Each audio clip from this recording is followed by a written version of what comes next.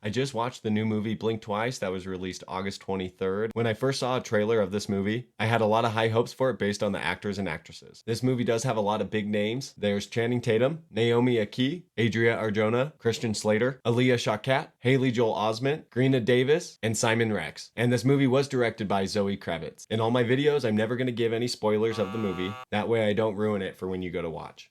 But basically, this movie is about a very wealthy man inviting a woman and her friend that he met at his fundraiser to his own private island with all of his friends. From there, everyone is excited and ready to have a good time. And as time goes by, a lot of weird things start to happen. I did feel like this movie started pretty slow and was slow for a little while. What kept me entertained was knowing that some weird and eerie things were about to happen. As the movie goes on, they do start to show those signs of all the weird things. Once that started to happen, I really got hooked. I kept waiting for the next thing to happen, and sure enough, there was always something next. If you do your research on this movie, it does say that this movie is a thriller and suspenseful movie. I personally felt that this movie was teetering on the horror genre as well. So if you are going to watch this movie, make sure to be ready for that. They actually do give a trigger warning at the beginning of the movie. The trigger warning is for the mature themes and the depictions of violence, including sexual violence. I do like that this movie provides the trigger warning. That way you aren't fully surprised when it happens. Like I said, this movie is pretty slow to start and does take a while to pick up, but it is definitely worth the wait. It really ramps up full speed and immediately has you on the edge of your seat. There were a lot of surprises in this movie, and this wasn't the type of movie I was able to predict what was going to happen next, which made it even better. I will say the ending of this movie really threw me for a loop, and no way would I have guessed what was going to happen. And those are the kind of movies that I enjoy. As this movie was going along, it actually reminded me a lot of the Jeffrey Epstein story, and I had to wonder if it was at all related. If you don't know who Jeffrey Epstein was, he was a very wealthy man involved in a widespread sex trafficking operation